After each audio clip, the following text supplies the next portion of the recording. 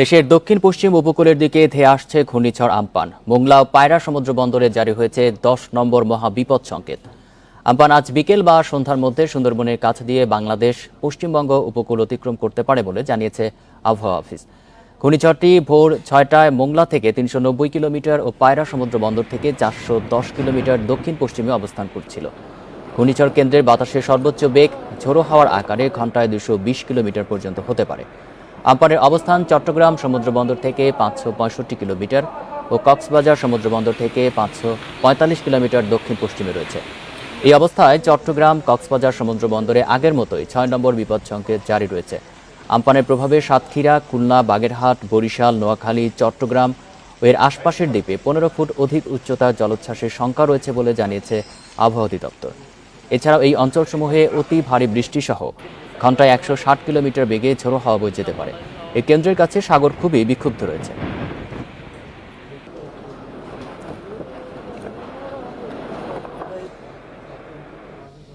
আবহাওয়ার খবর ও ঘূর্ণিঝড় মোকাবেলার প্রস্তুতি নিয়ে আরো জানাতে মোংলা ও খুলনা থেকে যুক্ত হচ্ছেন সহকর্মীরা। প্রথমেই মোংলা থেকে যুক্ত হচ্ছেন সহকর্মী হাসিবুর রহমান। হাসিবুর, এই মুহূর্তে মোংলার আবহাওয়া পরিস্থিতি কেমন? ঘূর্ণিঝড় মোকাবেলায় সার্বিক প্রস্তুতি সম্পর্কে আমাদের জানান। প্রশাসনের পক্ষ থেকে কি কি ব্যবস্থা নেওয়া হয়েছে? ইতিমধ্যে বেশ কিছু আশ্রয় কেন্দ্র খোলা হয়েছে এবং আমি যতটুকু সর্বশেষ তথ্য পেয়েছি তাতে 799টির মতো ঘূর্ণিঝড় আশ্রয় কেন্দ্র খোলা হয়েছে বাগেরহাট এবং এর আশেপাশের এলাকায়, এবং সেসব আশ্রয় কেন্দ্রে ইতিমধ্যে লোকজন আসতে শুরু করেছে। আর গত রাত্রেও বেশ কিছু আশ্রয় কেন্দ্রে এসেছেন, যাদের সবাইকেই করোনা ভাইরাস থেকে দূরে রাখার জন্য প্রশাসনের একটা চেষ্টা রয়েছে। আমি গত রাত্রিতে কথা বলার সুযোগ পেয়েছিলাম সাতক্ষীরার যিনি জেলা প্রশাসক রয়েছেন তার সাথে। তিনি যেটা বলেছেন যে তাদের এখানেও অন্তত 2.5 লাখ মানুষকে নিরাপদ আশ্রয় সরিয়ে নেওয়ার জন্য ব্যবস্থা করা হয়েছে। সেখানে প্রায় 1645টির মতো আশ্রয় শিবির চালু করা হয়েছে। আর আমার কাছে সর্বশেষ যে তথ্য রয়েছে তাতে উপকূলীয় জেলাগুলোর মধ্যে 3 থেকে 4টি জেলায় প্রায় 2857টি আশ্রয় কেন্দ্র খোলা হয়েছে এবং সেখানে লোকজন আসতে শুরু করেছে। গত রাত পর্যন্ত আমার কাছে সর্বশেষ প্রায় 60,000-এর মতো মানুষ আসার তথ্য রয়েছে এবং তাদের অনেকেই তাদের সহায় সম্পদ নিয়ে এসছে বলে আমি জানতে পেরেছি। এবং একই সাথে সরকারের যে যারা কর্মকর্তা রয়েছেন মাঠ পর্যায়ে কাজ করছেন, তারা এই দুর্যোগপূর্ণ আবহাওয়ার মধ্যেও লোকজনকে নিরাপদ আশ্রয় নিয়ে আসবার চেষ্টা করছে। তাদের খাদ্য এবং অন্যান্য যে প্রয়োজনীয় বিষয়গুলো রয়েছে, পানি, বিশুদ্ধ পানি, সেগুলোরও তারা মোটামুটি ব্যবস্থা করে ফেলেছেন। অন্তত আশ্রয় কেন্দ্রে আসার পরে কারো যেন কোনো সমস্যা না হয় সেই বিষয়টি তারা এখন সবচেয়ে বেশি গুরুত্ব দিচ্ছে। আর আপনি জানেন যে এই এলাকার লোকজন সাধারণত এইরকম ঝড় বা কোনো পূর্বাভাস পেলে সহজে তাদের এলাকা ছেড়ে সরতে চায় না, আর যার কারণে বিপদ আপদ হয় সেই বিষয়টি বিবেচনায় নিয়েই মূলত প্রশাসনিক কর্মকর্তারা সব ধরনের তৎপর চালাচ্ছে। আমি যে জায়গাটিতে রয়েছি এটি ঘাসিয়াখালী চ্যানেল। এই চ্যানেল দিয়ে মূলত নানা ধরনের পণ্য ওঠানামা, নিয়ে যাওয়া, রপ্তানি আমদানি চলে।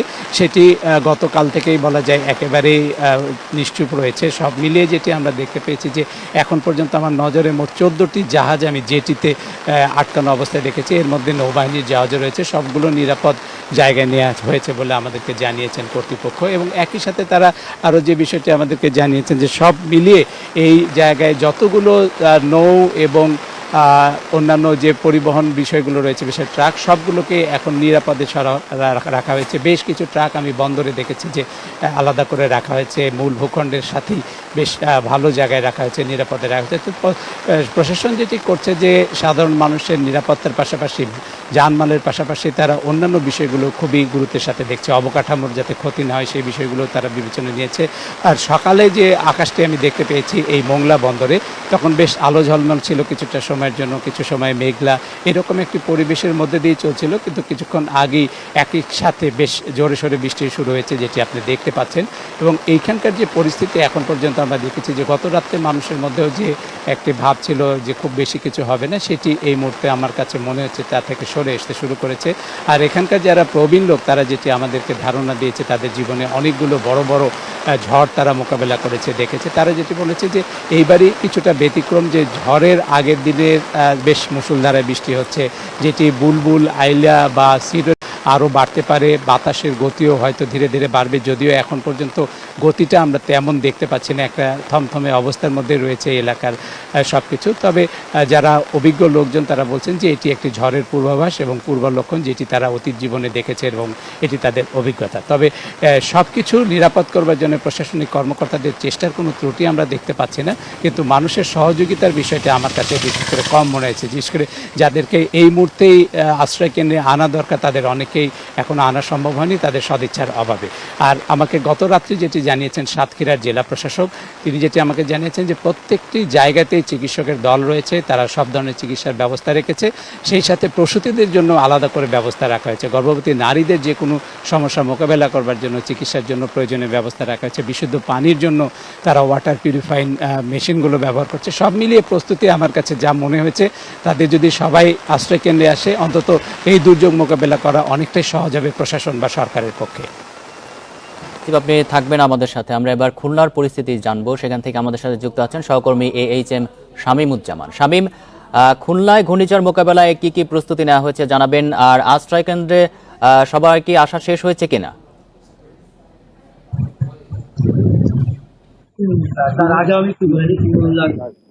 ভৈরব নদের তীরে এখানে কিছু বেশ বৃষ্টি হচ্ছে এবং ঝড়ো হাওয়াও বইছে এবং বাতাসের গতি বেশ অনেক বেশি। আর আবহাওয়া অফিস যেটা জানিয়েছে যে এই অবস্থা কিন্তু এখন থেকেই গতকাল রাত থেকে শুরু হয়েছে, যে এখন থেকে কিন্তু থেমে থেমে চলবে এবং চিকিৎসার দিক হিসাবে ঝড়ো বাতাস থেকে ছিঁড়ে যাবে। এই অবস্থায় কিন্তু আজকে ঝড়ের আঘাত আনার আগ পর্যন্ত এইভাবে চলতে থাকবে। আর আশ্রয় কেন্দ্রের যে বিষয়টি কিন্তু আমি কথা বলেছিলাম খুলনার জেলা প্রশাসকের সাথে এবং আমি খুলনার বিভিন্ন উপজেলা পর্যায়ে ফোন দিয়েছি। ফোন দিয়ে দেখেছি গতকাল থেকেই কিন্তু আসলে আশ্রয় কেন্দ্রে লোক আসতে শুরু করেছে। তবে বরাবরই মতো কিন্তু এবারও সেই একই অবস্থা, যে আশ্রয় কেন্দ্রে আসার বিষয়ে সাধারণ মানুষের একটা অনিবার্য থাকেই এবং এরা কিন্তু আসলে শেষ মুহূর্ত পর্যন্ত দেখতে চায় আসলে শেষ কি হয় এবং ঝড় বিষয়কে চূড়ান্ত আঘাত না আনা পর্যন্ত বাসায় অবস্থান নেয়। কেননা আসলে কেউই কিন্তু আসলে বাসা ছেড়ে নিজের বাড়ি ছেড়ে আসলে আশ্রয় কিন্তু আসতে চায় না। এবারও কিন্তু তারা আসলে ব্যতিক্রম হয়নি। তবে প্রশাসনের পক্ষ থেকে কিন্তু গতকাল থেকেই কিন্তু আসলে মাইকিং করা হচ্ছে এবং যারা উপকূলীয় এলাকা যেটা আছে খুলনা জেলার কিন্তু আসলে 3টে উপকূলীয় এলাকা, কয়রা, পাইকগাছা, তেরোখাদা আর এরপরে যেটা রয়েছে বসিয়াঘাট, এই যে 4টি উপজেলা, 4টি উপজেলার মানুষদের কিন্তু আশ্রয় কিন্তু আনার জন্য আসলে প্রশাসনের পক্ষ থেকে গতকাল থেকে মাইকিং করা হয়েছে এবং গতকাল সারা দিন রাত পর্যন্ত কিন্তু সাধারণ মানুষদেরকে উদ্বুদ্ধ করা হয়েছে যাতে একটা আশ্রয় কেন্দ্রে আসে। কিছু লোক আশ্রয় কেন্দ্রে এসেছে, আর সরকারও এখনই কিছু অধিকাংশ মানুষ কিন্তু এখনো পর্যন্ত আশ্রয় কেন্দ্রে আসেনি, তবে তাদেরকে আনার বিষয়ে চেষ্টা করা হচ্ছে। আর অপরদিকে সব মিলিয়ে প্রশাসনের পক্ষ থেকে যে তৎপরতা আমরা গত কয়েকদিন ধরে দেখেছি, তারা কিন্তু আসলে মানুষজনকে এই সময় আসলে কি করা উচিত বা কি কোথায় থাকা উচিত, কোন ধরনের নিরাপত্তামূলক ব্যবস্থা নেওয়া উচিত সেই বিষয়ে কিন্তু আসলে উদ্বুদ্ধ পালন করছে। এর পাশাপাশি যেমন ফায়ার সার্ভিসের কর্মীরাও কিন্তু আসলে প্রস্তুত রয়েছে, কারণ ঝড়ের পরে যে আসলে উদ্ধার তৎপরতা যাতে ব্যাঘাত না আসে জিনিসটা আসলে ফায়ার সার্ভিসের কর্মীরা প্রস্তুত রয়েছে। এর পাশাপাশি একশো মেডিকেল টিম রয়েছে খুলনাতে, যারা আশ্রয় নিবে বা ঘূর্ণিঝড়ে ক্ষতিগ্রস্তদের কাছে চিকিৎসা সহায়তা দেওয়া হয়। শামীম, আপনাকে ধন্যবাদ। মোংলা এবং খুলনা থেকে জানাচ্ছিলেন আমাদের সহকর্মীরা। ঘূর্ণিঝড় আম্পান ও রাজধানীর আবহাওয়া পরিস্থিতি নিয়ে আরো খবর জানাতে আগারগাঁওয়ের আবহাওয়া অফিস থেকে যোগ দিচ্ছেন সহকর্মী খালেদ রায়হান। রায়হান, আপনি সকাল থেকেই জানাচ্ছিলেন, আবহাওয়া অফিস থেকে নতুন করে আর কি জানা গেল?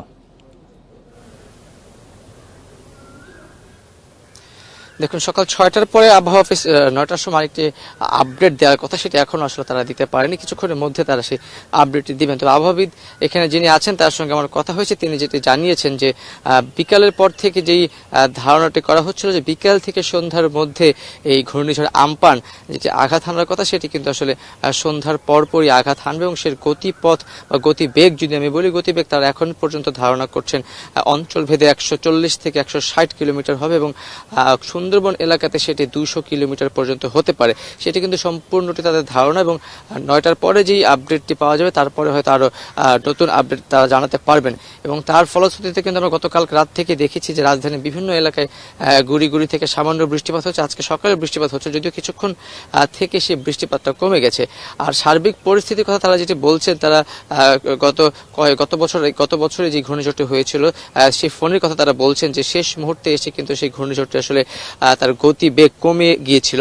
এবং আমপানের ক্ষেত্রে তেমনটি হতে পারে, তার কারণটি হচ্ছে গতকাল পর্যন্ত কিন্তু এটি সুপার সাইক্লোন হিসেবে থাকলেও সেটি কিন্তু গতকাল রাতের পরে সেটিকে কিন্তু সুপার সাইক্লোন বলা যাচ্ছে, সেটি গতি বেগ কমে যাওয়াতে সেটিকে কিন্তু বলা হচ্ছিল প্রবল ঘূর্ণিঝড়, অতি প্রবল ঘূর্ণিঝড়। তো সেই জায়গা থেকে শেষ পর্যন্ত যখন এটি বাংলাদেশ উপকূলে আঘাত হানবে, তখন কি আসলে খুব গতি কি বেশি থাকবে গতিবেগ, নাকি গতিবেগ কম থাকবে, সেটি কিন্তু আসলে শেষ মুহূর্তে বলা যাবে। তবে এখন পর্যন্ত তারা যেটি ধারণা করছেন যে সিডরের সময় 2007 সালে আমরা জানি যে সবচেয়ে প্রলয়ঙ্করী ঘূর্ণিঝড় বাংলাদেশের সিডরে যে তাণ্ডব চালিয়েছিল, সেই তাণ্ডবটি কিন্তু যদি এবারও চালাতে পারে, যদি এবারও সেই ধরনের ঘূর্ণিঝড়টি যদি সেই গতি বেগ থাকে 200 কিলোমিটার বা 200 কিলোমিটারের বেশি, এখন ঘূর্ণিঝড়টি যেই জায়গাটিতে আছে সেখানে কিন্তু ক্ষেত্র বিশেষে এটি 200 কিলোমিটারের বেশি গতি বেগ নিয়ে সেটি কিন্তু আসলে বাংলাদেশের দিকে অগ্রসর হচ্ছে। এখানে একটি আশার কথা হচ্ছে এই ঘূর্ণিঝড়টি সরাসরি আসলে বাংলাদেশে এসে বাংলাদেশে আঘাত হানার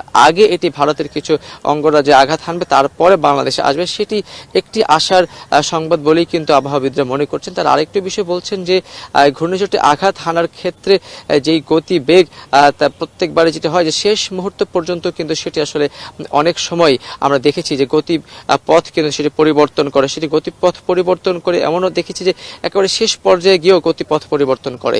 তো গতিপথ পরিবর্তন করে সেটি বাংলাদেশের উপকূলে নির্দিষ্ট যেই সকল জেলাগুলোর কথা বারবার করে বলা হচ্ছে, বরগুনা, বাগেরহাট, সাতক্ষীরা, ওই অঞ্চলগুলোতে কিন্তু এবারও আঘাত আনার সম্ভাবনা রয়েছে, যেটি আসলে সিজনের সময় রয়েছে। তো সেই দিক থেকেও সার্বিক প্রস্তুতি নেওয়া হয়েছে বলে কিন্তু দুর্যোগ প্রতিমন্ত্রী গতকালকে জানিয়েছেন। প্রায় 3 লাখ মানুষকে তার আশ্রয় কেন্দ্রে সরিয়ে নিয়েছেন।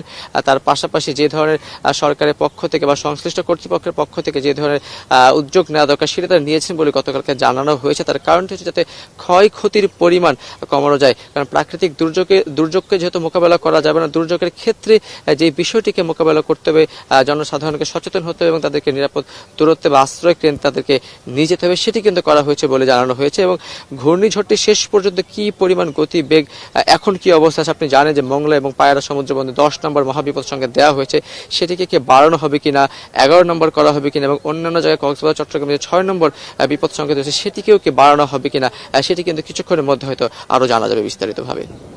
আগারগাঁও থেকে জানাচ্ছিলেন সহকর্মী খালেদ রায়হান। ঘূর্ণিঝড় আমপানে ঝুঁকিপূর্ণ এলাকার সবাইকে আশ্রয় কেন্দ্রে যাওয়ার আহ্বান জানিয়েছেন প্রধানমন্ত্রী শেখ হাসিনা। একই আহ্বান জানিয়েছে দুর্যোগ ব্যবস্থাপনা ও ত্রাণ মন্ত্রণালয়। বলা হয়েছে কেউ সেখানে যেতে না চাইলে জোর করে নেওয়া হবে। আশ্রয় কেন্দ্রে সব ধরনের প্রস্তুতি নেওয়া হয়েছে বলে জানিয়েছে মন্ত্রণালয়। করোনা মহামারীর মধ্যে আবার আসছে ঘূর্ণিঝড় আমফান। এই অবস্থা মোকাবিলায় 12,000-এর বেশি আশ্রয় কেন্দ্রে 52 লাখ মানুষকে রাখার প্রস্তুতি নিয়েছে দুর্যোগ ব্যবস্থাপনা ও ত্রাণ মন্ত্রণালয়। সাতক্ষীরা, বাগেরহাট, খুলনা সহ উপকূলীয় জেলার অনেক মানুষই আশ্রয় কেন্দ্রে যাওয়া শুরু করেছে। প্রশাসনের পক্ষ থেকেও মাইকিং করা হচ্ছে আশ্রয় কেন্দ্রে যাওয়ার জন্য। বিশুদ্ধ পানি, শুকনো খাবার সহ আশ্রয় কেন্দ্রে আসা লোকদের স্বাস্থ্যসেবা নিশ্চিত করা হচ্ছে। সেই সাথে সামাজিক দূরত্ব নিশ্চিতের জন্য নেওয়া হচ্ছে ব্যবস্থা। এখানে পরিস্থিতি কেমন এবং জনগণকে মোটিভেশন করা, আশ্রয় কেন্দ্রগুলি জনগণ আসে, এই জন্য আমরা সকল জেলা পর্যায়ে সিনিয়র কর্মকর্তারা এখানে পরিদর্শনে এসেছি। ঝুঁকিপূর্ণ এলাকাগুলোর সার্বিক নজরদারি করছে দুর্যোগ ব্যবস্থাপনা ও ত্রাণ মন্ত্রণালয়ের মনিটরিং টিম। মন্ত্রণালয় বলছে সবাইকে আশ্রয় কেন্দ্রে যেতে হবে। এখানে নির্দেশনা আছে এবং আমাদের এসওডিতে দুর্যোগ ব্যবস্থাপনা আইনেও আছে যে তাদেরকে জোর করে আনার অধিকার রাষ্ট্র রাখে, এবং সেই জন্য সেনাবাহিনী, কোস্টগার্ড, নৌবাহিনী, প্রশাসন, পুলিশ বাহিনী সবাইকে নির্দেশনা দেওয়া হয়েছে জোর করে হলে তাদেরকে আশ্রয় কেন্দ্রে আনতে হবে। দুর্যোগ পরবর্তী অবস্থা মোকাবিলার জন্য ত্রাণসহ সব ধরনের ব্যবস্থা নেওয়া হয়েছে বলে জানিয়েছে মন্ত্রণালয়। নূরে আলম, ইন্ডিপেন্ডেন্ট নিউজ, ঢাকা। ঘূর্ণিঝড় আম্পান মোকাবেলায় পটুয়াখালী, বরিশাল, ভোলা, পিরোজপুর, বরগুনা, হাতিয়া সহ এর আশপাশের এলাকায় এরই মধ্যে সব ধরনের প্রস্তুতি নিয়েছে প্রশাসন। আবহাওয়া অফিস জানিয়েছে, ঘূর্ণিঝড়টি অতিক্রমকালে এসব এলাকায় হতে পারে 10 থেকে 15 ফুট উচ্চতার জলোচ্ছ্বাস। ঘূর্ণিঝড় মোকাবেলায় প্রস্তুতি ও সেখানকার আবহাওয়ার আরও খবর জানাতে হাতিয়া থেকে যোগ দিচ্ছেন সহকর্মী রুহুল আমিন। রুহুল, আশ্রয় কেন্দ্রগুলোর প্রস্তুতি কেমন দেখছেন? স্থানীয়দের সবাইকে আশ্রয় কেন্দ্রে নেওয়া সম্ভব হয়েছে কিনা? কিছুক্ষণ আগেও আমি একটি আশ্রয় কেন্দ্রে গিয়েছি, সেখানে এখন পর্যন্ত কেউ আসেননি। তবে আশ্রয় কেন্দ্রটিকে দুদিন আগে থেকেই প্রস্তুত রাখা হয়েছে, যেহেতু কদিন আগেই এই ঘূর্ণিঝড়ের পূর্বাভাস এসেছে এবং বার্তা দেওয়া হয়েছে। স্থানীয় প্রশাসন বলছে যে গতকাল যারা বেশ ঝুঁকিপূর্ণ এলাকায় ছিলেন, বেড়িবাঁধের বাইরে ছিলেন, তাদেরকে তারা আশ্রয় কেন্দ্রে সরিয়ে নিয়েছেন। আজকের বাকি দিনে তারা মোটামুটি এই হাতিয়া উপজেলায় 1.5 শতাধিক আশ্রয় কেন্দ্র আছে এবং পুরো নোয়াখালীতে 4.5 শতাধিক আশ্রয় কেন্দ্র আছে, যেখানে প্রায় 3.5 লাখের মতো মানুষকে সরিয়ে নেওয়া সম্ভব হবে। প্রশাসন বলছে যে সবগুলো আশ্রয় কেন্দ্রকে প্রস্তুত রাখা হয়েছে। প্রাথমিকভাবে গতকালকে তাদেরকে সরিয়ে নেওয়া হয়েছে যারা অত্যন্ত ঝুঁকিপূর্ণ এলাকায় আছেন। আজকে শেষ সময় জানেন যে আবহাওয়া বিভাগ থেকে বলা হচ্ছে যে বিকেল বা সন্ধ্যার আঘাত এই ঘূর্ণিঝড় আম্পান আঘাত আনতে পারে বাংলাদেশ বা ভারতের উপকূলে। তো সেই প্রস্তুতি বা সেই কথা মাথায় রেখে প্রস্তুতি নেওয়া হয়েছে এবং স্থানীয় জনসাধারণকে যারা ঝুঁকিপূর্ণ এলাকায় আছেন, যারা ক্ষতিগ্রস্ত হওয়ার সংখ্যার মধ্যে রয়েছেন।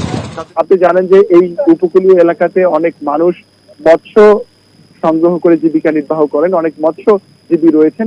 তাদেরকে সমুদ্রে তারা যেন না যান মাছ ধরতে, সেই বিষয়টি নিশ্চিত করতে প্রশাসন তৎপর আছে। আবার পিছনেও মাছ ধরার অনেক ট্রলার এখন অলস সময় পার করছে, যে তারা এখন সমুদ্রে যাওয়ার কথা, মাছ ধরতে যাওয়ার কথা। মৎস্যজীবীরা বলছেন যে লকডাউনের কারণে এমনিতে মাছের চাহিদা কম, সে কারণেই তারা সমুদ্রে তেমন যাচ্ছেন না। ঘূর্ণিঝড় আসার কারণে স্থানীয় প্রশাসন তাদেরকে একেবারেই সমুদ্রে না যাওয়ার জন্য, মাছ ধরতে না যাওয়ার জন্য নিষেধ করেছেন।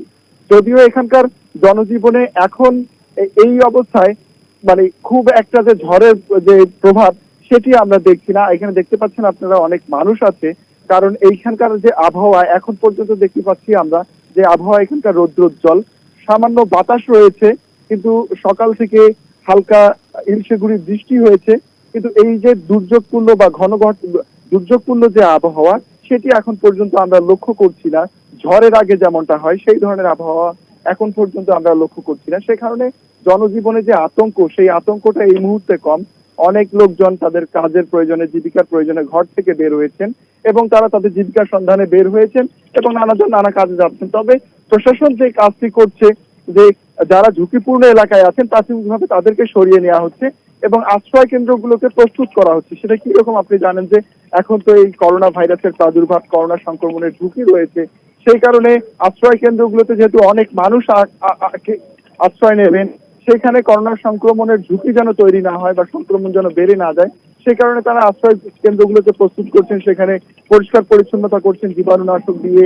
বা আশ্রয় কেন্দ্রে যারা যাবেন তাদের জন্য খাবার মজুত করছেন, বা তাদের জন্য যে মাস্ক বা অন্যান্য ধরনের যে নিরাপত্তা সামগ্রী যতটুকু নেওয়া যায় সেই বিষয়গুলো তারা নেওয়ার চেষ্টা করছেন। যদিও কতটুকু এই ঝড় শুরু হলে আশ্রয় কেন্দ্রে আশ্রয় নেওয়া মানুষের সামাজিক দূরত্ব বা অন্যান্য বিষয় কতটুকু নিয়ন্ত্রণ করা যাবে সেটিও প্রশ্নের মধ্যে আছে। কারণ আপনি জানেন যে এই আশ্রয় কেন্দ্রগুলো তো মূলত একটি বিদ্যালয় অবকাঠামো এবং এই আশ্রয় কেন্দ্র, এক একটি আশ্রয় কেন্দ্রের শত শত মানুষ।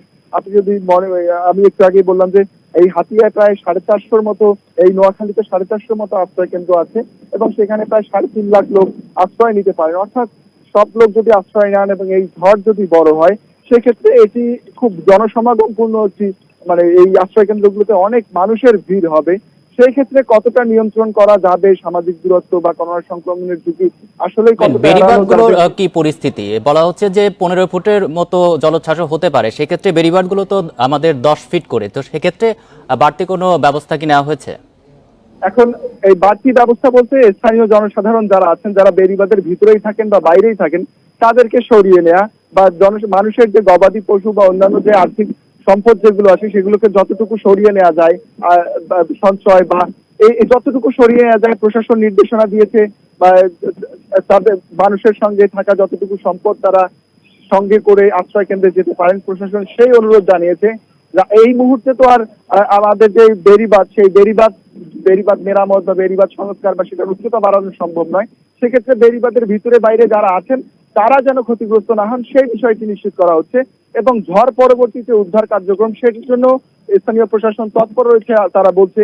এবং এর বাইরেও আমরা রেড ক্রিসেন্টের মতো বেশ কিছু সামাজিক সংগঠন দেখেছি যারা ঝড় পরবর্তী উদ্ধার তৎপরতা বা ঝড়কালীন যে ত্রাণ তৎপরতা সেগুলোতে তারা নিয়োজিত আছেন। স্থানীয় প্রশাসন বলছে যে ঝড়ে যারা ক্ষতিগ্রস্ত হবেন তাদের জন্য পর্যাপ্ত ত্রাণ বা তাদের বাড়িঘর মেরামত করে দেওয়ার প্রস্তুতি তাদের রয়েছে। এছাড়া আশ্রয় কেন্দ্রে মানুষ যতদিন থাকবেন বা যতক্ষণ থাকবেন সেই সময়টাতে তাদের খাবার দেয়া সেই প্রস্তুতিও তারা রেখেছেন। এছাড়া এই ঝড়ের কারণে কেউ যদি হতাহত হন, গবাদি পশুর যে ক্ষয়ক্ষতি হবে সেগুলো মোকাবেলা করা, হাসপাতালগুলোকে প্রস্তুত রাখা, সেই বিষয়গুলো তারা বলেছেন। স্থানীয় প্রশাসন বলছে যে করোনার কারণে এই মুহূর্তে হাসপাতালগুলোতে রোগীদের ভিড় অনেক কম, অর্থাৎ ঝড়ে যদি মানুষের ক্ষয়ক্ষতি হয় বা মানুষ হতাহত হয় সেক্ষেত্রে তাদেরকে দ্রুত হাসপাতালে নেওয়া বা চিকিৎসা দেওয়ায় তাদের খুব বেগ পেতে হবে না, এই বিষয়গুলো কিন্তু তারা বলছেন। তবে এখন পর্যন্ত এখানকার আবহাওয়া যেহেতু খুব বেশি দুর্যোগপূর্ণ নয়, তাই এখানকার মানুষের মধ্যে যে উদ্বেগ আতঙ্ক, সেই উদ্বেগ এবং আতঙ্কটা কিন্তু কম আমরা দেখছি, যে কারণে ঝড়ের গতির উপর নির্ভর করবে আসলে এখানকার মানুষ কতটা নিজেদেরকে প্রস্তুত করবে। তবে এখানকার অনেক মানুষ আমাদের কাছে আসছেন, তারা জানতে চাইছেন যে ঝড় কতটুকু কখন আসতে পারে, এই ঝড় কি অনেক বড় হবে কিনা, এই ঝড়ে তাদের আশ্রয় কেন্দ্রে যেতে হবে কিনা, এই ধরনের প্রশ্ন তারা আমাদেরকে করছেন। এবং তারা আমরা দেখছি যে তারা টিভির মাধ্যমে বা অন্যান্য মাধ্যমে খবর নেয়ার চেষ্টা করছেন, বোঝার চেষ্টা করছেন এই ঝড় কতটা ভয়ঙ্কর হতে পারে বা ঝড়ে কি ক্ষতি হতে পারে। অর্থাৎ তারা মানসিকভাবে প্রস্তুতি নেওয়ার চেষ্টা করছেন যে ঝড়ে তাদেরকে কি করতে হবে, আবার তারা তাদের যে জীবিকা সেটিরও সচল রাখার চেষ্টা করছেন। অর্থাৎ এখানে এখন মানুষও কিছুটা সচেতন আছেন, আতঙ্কের মধ্যেও আছেন, স্থানীয় প্রশাসন তৎপরতার মধ্যে রয়েছেন। এখন সন্ধ্যা নাগাদ ঝড় আসতে পারে, যদিও ঝড় এরই মধ্যে এই অঞ্চলের জন্য কিছুটা দুর্বল হয়ে পড়েছে এবং এখানে যে দুর্যোগপূর্ণ আবহাওয়া সেটি এখন নেই। এই ছিল আমার কাছে সবশেষ খবর। হাতিয়া থেকে জানাচ্ছিলেন সহকর্মী রুহুল আমিন।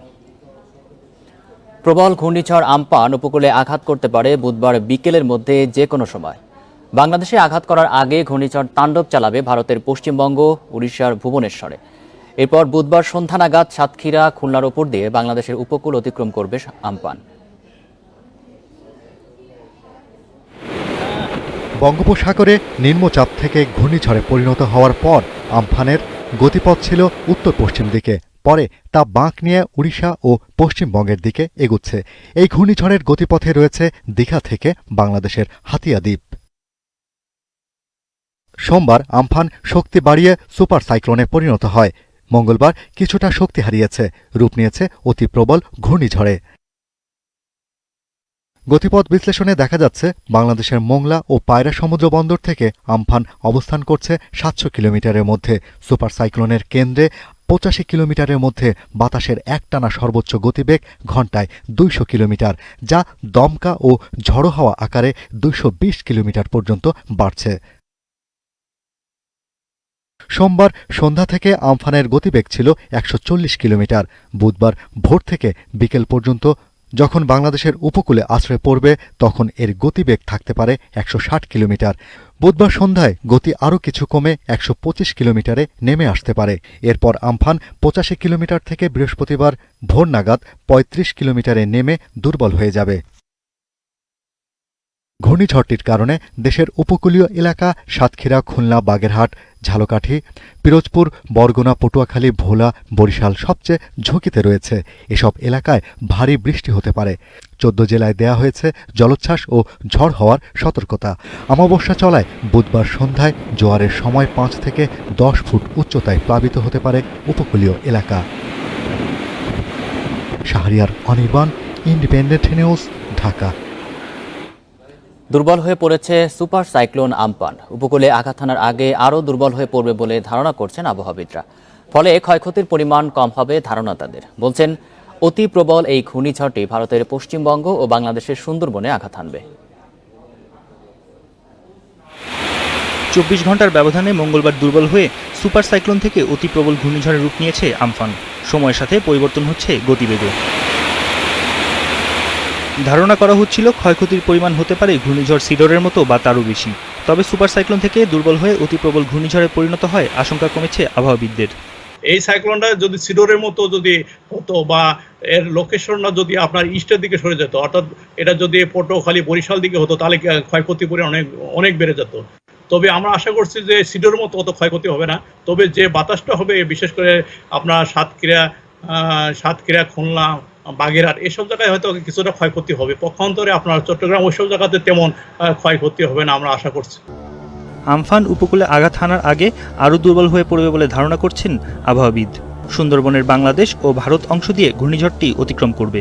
যেহেতু আপনার পয়েন্টটা হচ্ছে আপনার ওয়েস্ট বেঙ্গল এবং হচ্ছে আমাদের হচ্ছে খুলনা, এই রিজনটাই হচ্ছে আপনার সেন্টার পয়েন্টটা মেনলি। এক্ষেত্রে দেখা যাচ্ছে যে ওদের যেমন কলকাতা ক্ষয়ক্ষতি পরিমাণ হবে, সেক্ষেত্রে আমাদেরও খুলনা, বাগেরহাট, সাতক্ষীরা এরকম হবে, কারণ সেন্টারটা হচ্ছে আপনার খুলনা এবং কলকাতার মাঝামাঝি, অর্থাৎ হচ্ছে সুন্দরবনের যে মাঝামাঝি যে নদীটা আছে আপনার, সেই নদী বরাবর এটা সেন্টার পয়েন্ট হয়ে হয়তো উঠবে। তবে পূর্বাভাস দেওয়া হয়েছে ঘূর্ণিঝড় অতিক্রমের সময় দেশের বিভিন্ন অঞ্চলে ঝোড়ো হাওয়া সহ বৃষ্টি বা বজ্রবৃষ্টি হতে পারে। বন ইবনে কামাল, ইন্ডিপেন্ডেন্ট নিউজ, ঢাকা। আবহাওয়া পরিস্থিতি ও ঘূর্ণিঝড় মোকাবেলায় প্রস্তুতি নিয়ে জানাতে ঝালকাঠি থেকে যুক্ত হচ্ছেন সহকর্মী আব্দুর রহিম। রহিম, আশ্রয় কেন্দ্রে কি পরিমাণ মানুষ এখন পর্যন্ত গেছে, আর বাকিদের নিরাপদে সরিয়ে আনতে প্রশাসনের পক্ষ থেকে কি ধরনের ব্যবস্থা নেওয়া হচ্ছে? জি দেখুন, যে ঘূর্ণিঝড় আমপানের প্রভাবে ঝালকাঠিতে সকাল থেকে কিন্তু থেমে থেমে বৃষ্টি হচ্ছে এবং বাতাসের তীব্রতা ক্রমশ বাড়ছে।